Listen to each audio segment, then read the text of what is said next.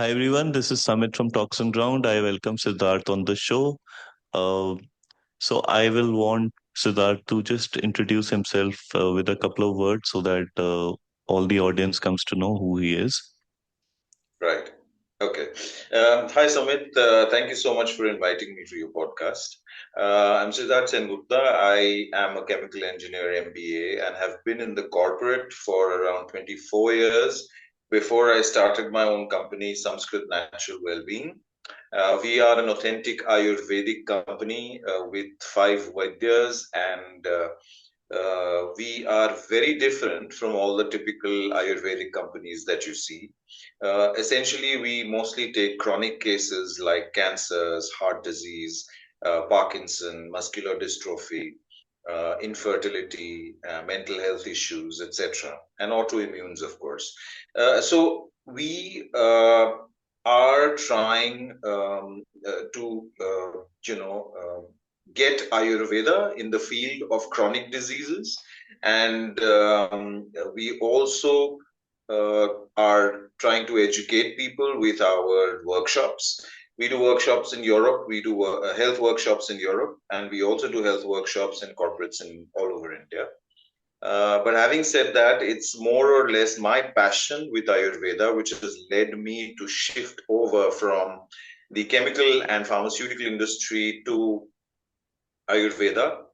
And I have read the Samhitas, that is the Sushruta Samhita, as well as with my doctors for every consultation with all our patients, and we are present in Mumbai. We also have an office in Delhi, and we are trying to go global in the meanwhile in the next couple of years, trying to prove that Ayurveda and epigenetics go hand in hand, and it's far more superior when it comes to treatment of any kind of chronic diseases and reversal of diseases. So my experience with Ayurveda uh, per se has been sketchy and inconsistent. Of course, I think my Nani was a enthusiast and she would give me some pills to pop and when I was a Mm, child. Otherwise, I've right. had these visits to the Ved to check my pulse and kind of find out which dosha I have or dosh. And then some of the medicines have either been very strong or at times have been very mild. I have used it, but I will say that it's been inconsistent. At the same time, I'm very curious to know that, uh, we know it is ancient Indian method of treatment, but there's a lot of controversy, and especially since COVID. Uh, I know everyone around me was having these kadas when COVID was going on, but COVID ends and there are controversies that you should not rely on this, and you know Right. how the controversies go. So, what Right. is your view on how much can we rely on Ayurveda? And do you Mm. think there's a mix that is necessary between allopathy and Ayurveda, or can you treat somebody completely using Ayurveda even for some things that are very typically where patients are not choosing Ayurveda right now?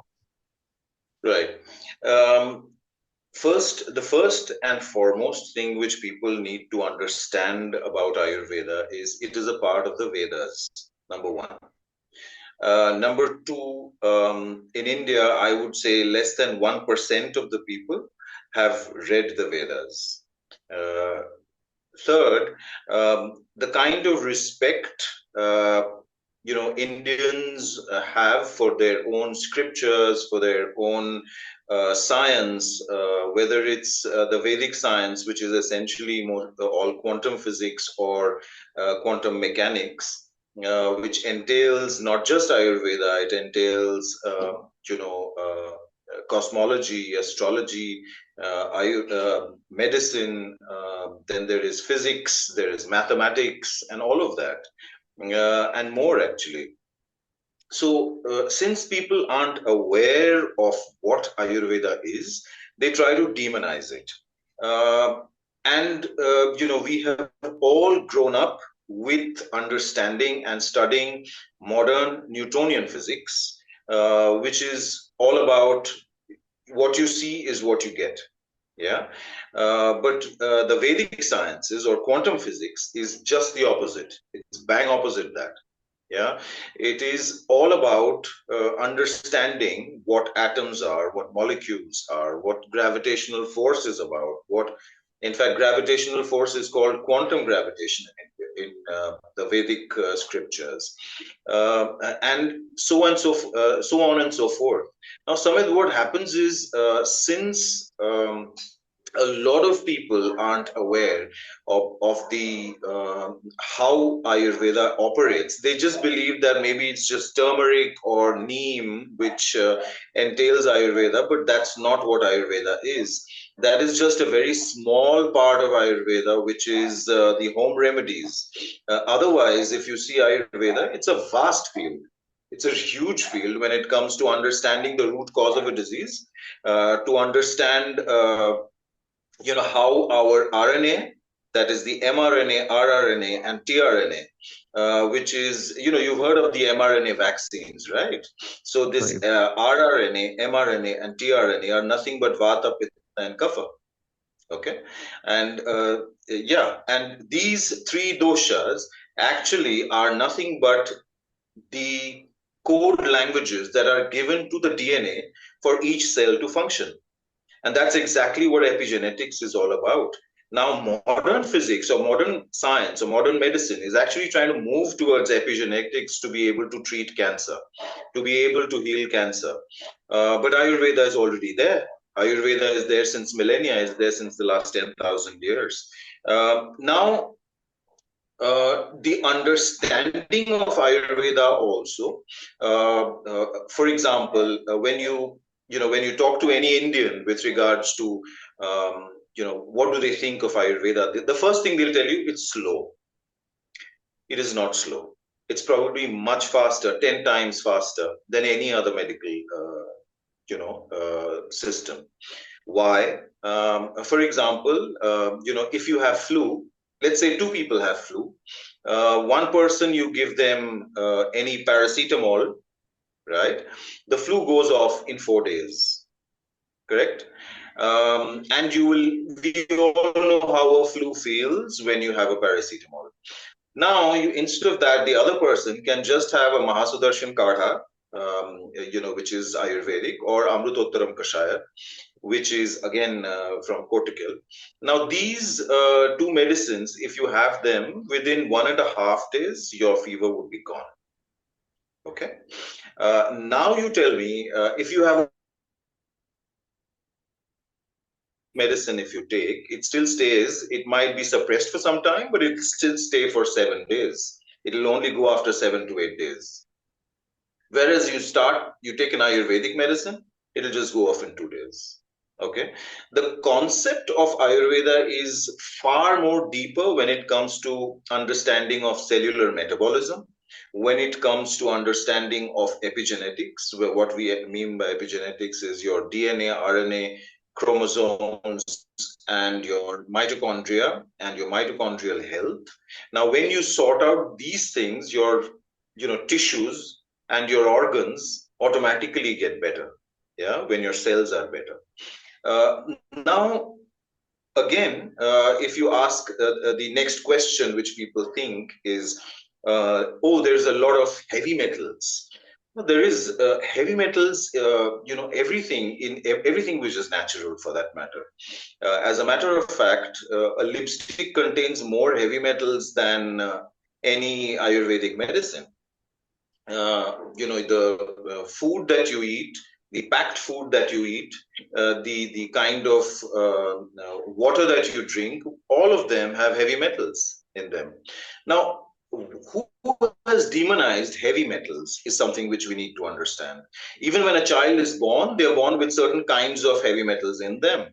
Like there is a little bit of gold in us, there is a little bit of lead in us, there is a little bit of all these kinds of metals in our body, in our system, because we are made up of five panchadhatus, or these five elements of nature. So the understanding, the modern science understanding of Ayurveda or any other healing methodology is probably as poor or as bad as anyone who's read any scripture in India. So, number one needs to have a diametrically opposite understanding of what the universe is like, or what science is exactly. Secondly, they need to understand that the metals or the nanotechnology that is used in Ayurveda, or these metals like gold or silver or lead or any kind of these metals, they are actually not in the metallic form. They are in a compound form, and they are inorganic, meaning the body cannot absorb it. It is used as a vehicle to push the herbs through the blood-brain barrier or into your cellular structure, and then it'll come out after a month or two from your system, just in your sweat or your urine or your motions. So people have no idea, and instead the pharmaceutical industry or the allopathic world, and even the sadly the allopathic doctors demonize Ayurveda at all points in time, in fact, without even understanding what Ayurveda is and how vast it is. I always use this term that when you compare the two, it's like comparing, trying to put an elephant like Ayurveda into a matchbox like allopathy, which is allopathy. Now, to come to your point about COVID, in terms of COVID, if you see, a lot of people, first of all, the people from Ayurveda were not allowed to talk about the treatment methodology. We have very simple treatment for COVID. Okay. Yeah.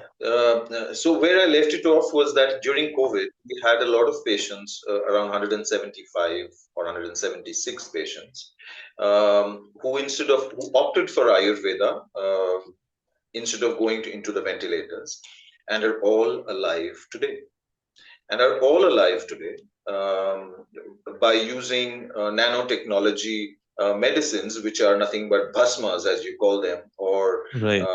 people think it is metals or heavy metals.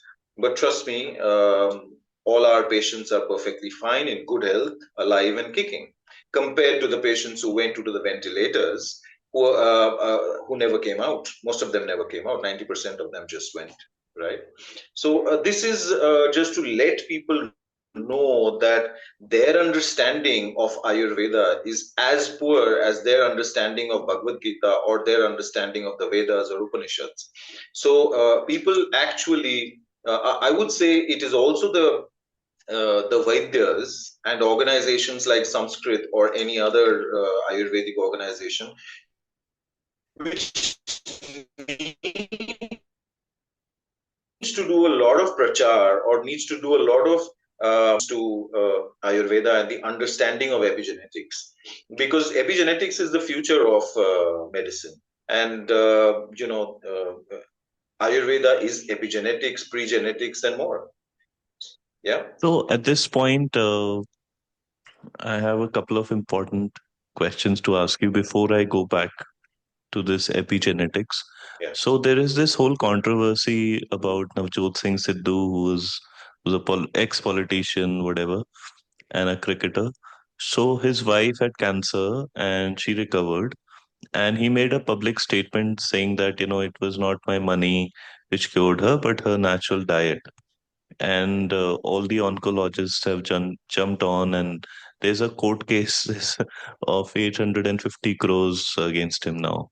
So I think the question is therefore that is diet that important? Does Ayurveda kind of recommend a diet just to treat a disease? Is that possible?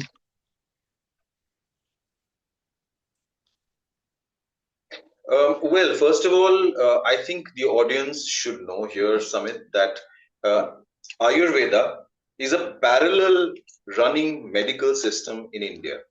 So I don't think any allopathic company, IMA, or anyone has the right, or any public figure also has the right to actually, uh, pull down Ayurveda, or say that okay, Ayurveda works or doesn't work, because these are two parallel running systems. Now, uh, do we ever question that how many people these who get treatment, conventional as it's called, conventional oncological treatment of cancer, how many of them survive?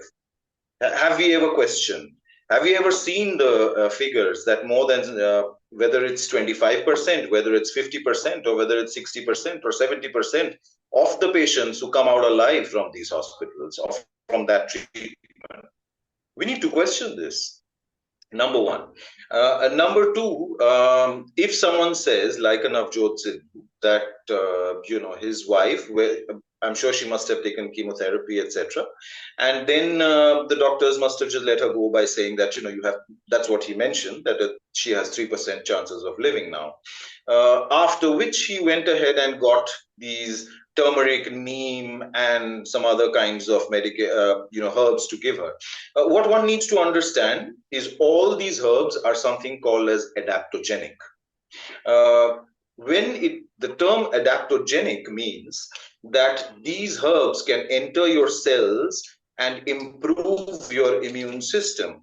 And how does it do that? Because the cells of herbs are pretty much similar to cells of humans. And the human being's body naturally understands the language of herbs, understands the cellular language of a plant. It does not understand chemicals. The moment you put a chemical inside your body, it actually becomes toxic. And that's the reason why in any kind of petrochemical medicine that you take, there is a certain amount of overdose which is given so that it actually tries to, get into the molecular structure and change your, the function of your, uh, whether it's your cells, whether it's your tissues, etc. But Ayurveda goes, these Ayurvedic medicines or these herbs actually go even deeper. They go up to your genes, they go up to your chromosomes, they go up to your DNA, and they go up to your RNA. So they cross the blood-brain, they cross your cellular structures. So when it does that, it can easily, and that's called adaptogenic basically, and it can easily reverse any condition, and that's what he said. So he's not, I don't think he's connected with the Ayurvedic industry in any way. He's just making a statement that his wife got better. So he's actually helping mankind. And if his purpose is to help mankind, I don't see any reason why the allopathic industry or any oncologist comes to make a statement and say that, it's at your own risk. We don't tell people that chemotherapy is at your own risk. In fact, I would say that an oncologist needs to tell the patient that what is the kind of risks. It is not just loose motions, and it is not constipation. It's far beyond that. It's not just loss of hair. It's far beyond that. There is something called metastasizing because of chemotherapy.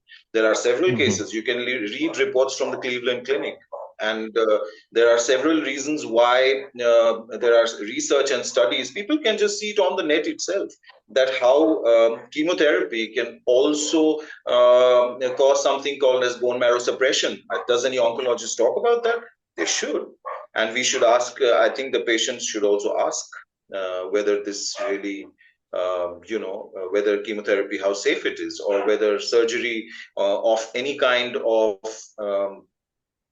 cancer growth, how safe it is, because I don't think any human being is so smart or so perfect to be able to remove every cell, and that every cell which has got cancer. And that's the reason why chemotherapy is done, as a matter of fact, or radiation for that matter. I think it's Right, my and we dog. I'm sorry, my dog's barking. no problem. So we that's why we see a lot of cases of relapsing cancer and so on. How can you, even with robotics, you can't isolate a single cell, right? Anyhow, uh, since we've talked so much about epigenetics, I think It'll be great if you can break down what is this DNA versus RNA, mRNA and RNA for our audience as to uh, you've called them the three doshas, right? The Vat, Kaph, and Pitta. So can you just explain that, please? Right. So epigenetics essentially is nothing but when your body moves from Prakriti to Vikruti. In simple English terms, it means from genetic predisposition, how you're born, yeah, to a temporary epigenetic change in your body, which is a disease, a lifestyle disease for that matter. Okay. Okay. And that is the epigenetic change that has happened over a period of time because of 5 or 6 factors. Now, what are the 5 factors? One is lifestyle, okay, good or bad lifestyle. Second is the kind of diet or food that you eat. Third is the exercise, whether you do any exercise or you don't do any exercise, or the kind of exercises that you do. Fourth is your environment that you live in. Like, for example, today, if people live in Delhi versus people who live in Bombay, people in Delhi would certainly have poor lung function compared to people in Mumbai. Now, Right. the fifth one is behavior, and that holds strangely a very, very important aspect, or uh, you know, uh, in Ayurveda, it says that if your behavior is based on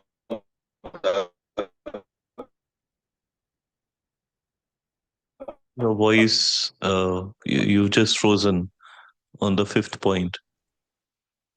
the rules of it's if okay. That's right. And there is a sub in And Ayurveda called Achar Rasayan, which is behavioral uh, therapy.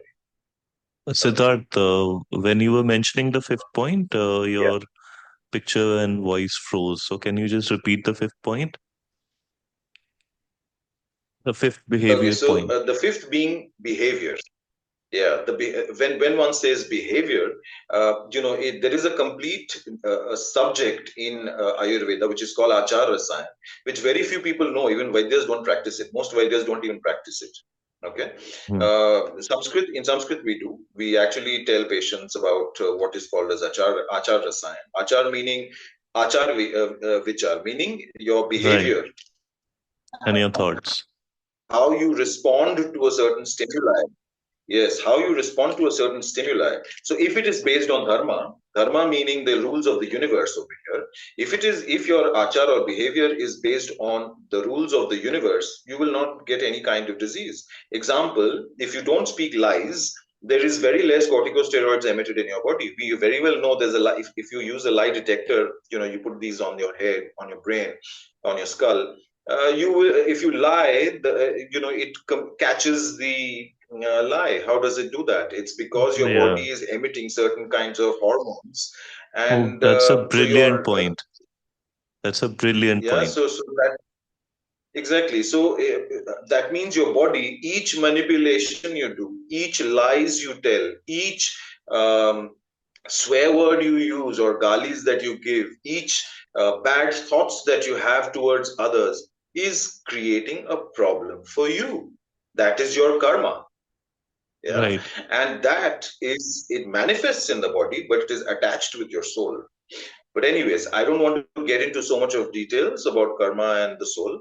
Right. Coming back to epigenetics, what is important for people to understand is in the modern medical system, they have just started with epigenetics, and they talk about the same thing, which is the on and off switch, where your body behaves in a certain way, or it's also called gene expressions, because of the lifestyle changes in your life. That is your lifestyle, your diet, the, the exercise, the environment, your behavior, and yeah. So that is epigenetics, and if you really juxtapose it with Ayurveda, it falls exactly the same as what Ayurveda talks about. And this, like I said, the mRNA, rRNA, and tRNA are nothing but RNA codes or protein synthesis codes, which actually give signals to the DNA for the cell to perform in a certain way, and that is Vata, Pitta, and Right. yeah.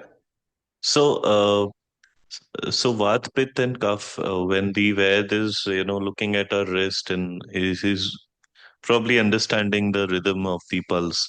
So like, Right. how does he come to know what is happening in the cell with that pulse? I'm really curious. Okay, so if you see the understanding of how what the pulse shows is was completely denoted by Maharshi Kanad, and he spoke about how one should actually check the pulse and what do these indications of the pulse show in terms of the correlation between the pulse and the disease, or pulse and the vat, pit, and kapha, that is the codes. Why is it that they differ? Now, when there is excessive vat in your body, excessive movement, so your pulse will be, when there is pitta in your body, then there is a certain the pulse will completely show that your it's run the pulse runs in a certain way.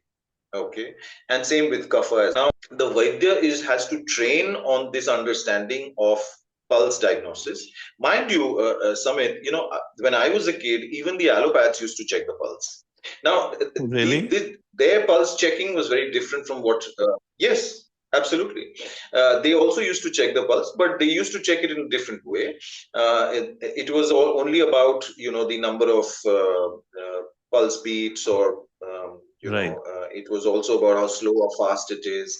Uh, and I know one family doctor who could sort of a lot beyond that. He could even talk about what you have eaten, or you have gas problems. So that's pretty much similar to what a Vaidya says. So it's a Vaidya or a doctor for that matter. Uh,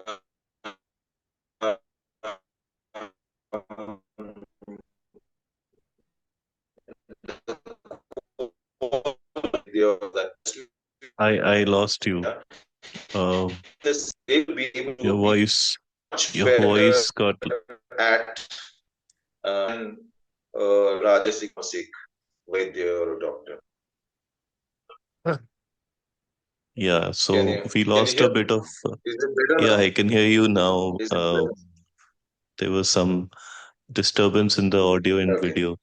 Uh, anyhow, Okay. um, uh, one last question for today's conversation. I would really love to have you back to discuss more about some of these Sure. aspects because it's very important. I think moving forward, given the kind of things that are happening in the world with a lot of wars happening, you never know when India could get embroiled in another biological warfare. And I think we all ought to move towards a more healthy lifestyle.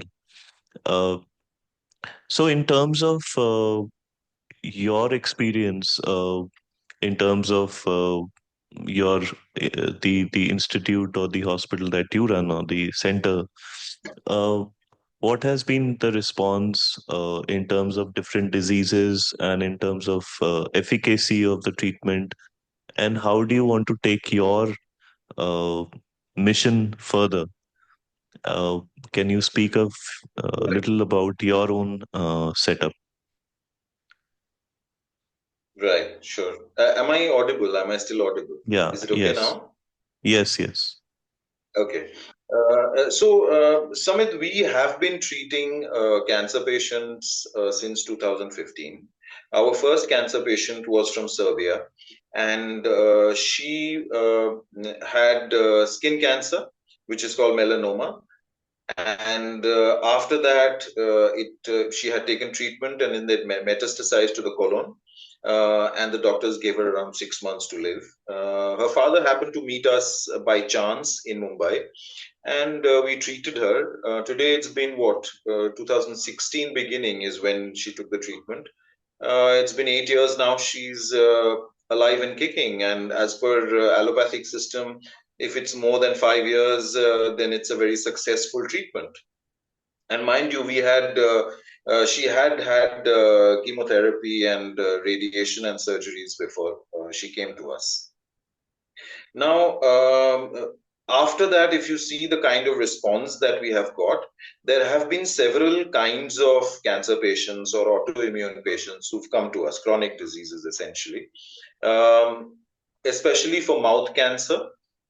We've had one, a person who had come to us. He's a Sikh man, and I remember him very clearly because he said, "I don't want to chop off my tongue. I don't care what happens. Can you treat me?"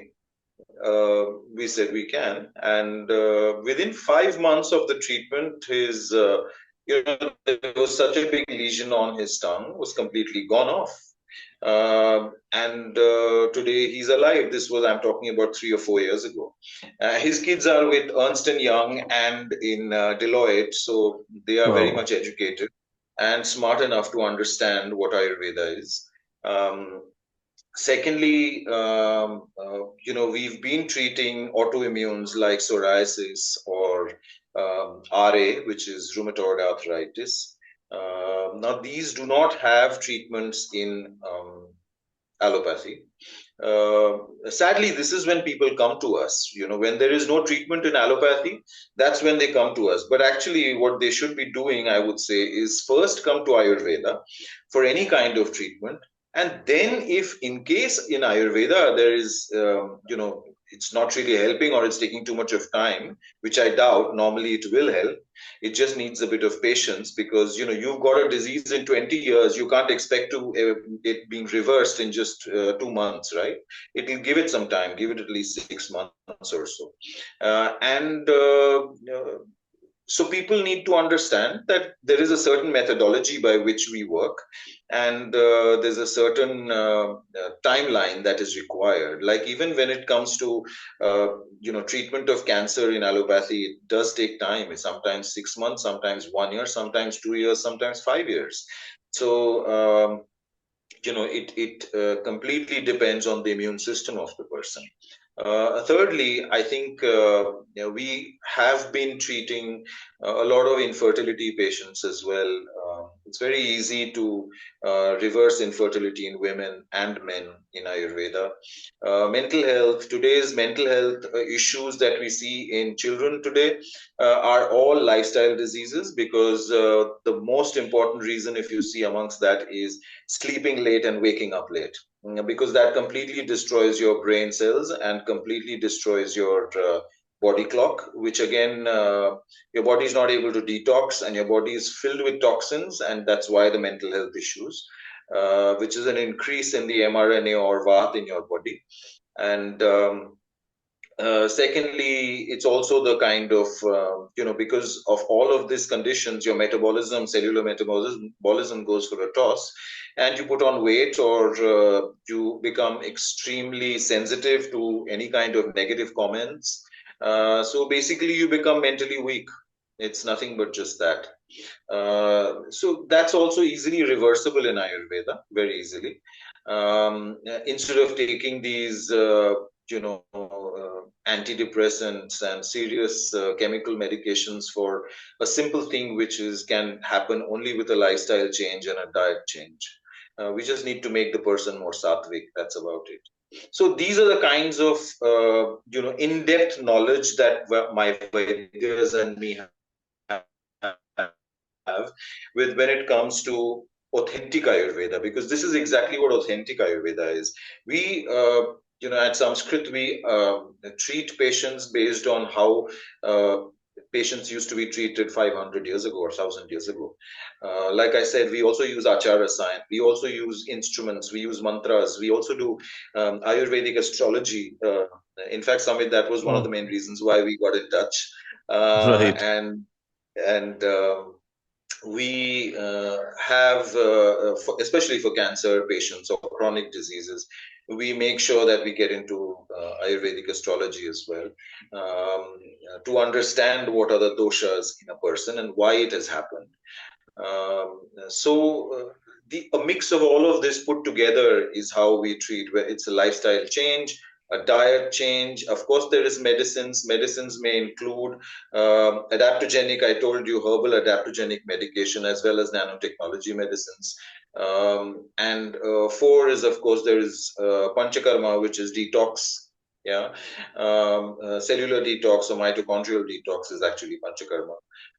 Fifth being yoga. Yoga is a very important part of Ayurveda. In fact, if yoga is not a part of the Ayurvedic treatment, it is not exactly, it's not complete. Because yoga changes the genetic mutations, and it helps in changes the gene expression of our cells and our DNA based on epigenetics again. And for fifth being Achar Rasayan, and we also give mantras, etc. in some cases. So it's all of this come to put together is how we treat patients, and especially chronic cases. It's very helpful to reverse them. Yeah. Great, great. So this was a very, very insightful conversation. Thank you so much, Siddharth, for taking out time. I would really want to have another conversation soon, Sure. and kind of drill down on some of the aspects that we've spoken about today, keeping in mind the time. So I'm going to let you go today, and we'll get back together soon. This Sure. was Summit from Talks on Ground. Thank you very much.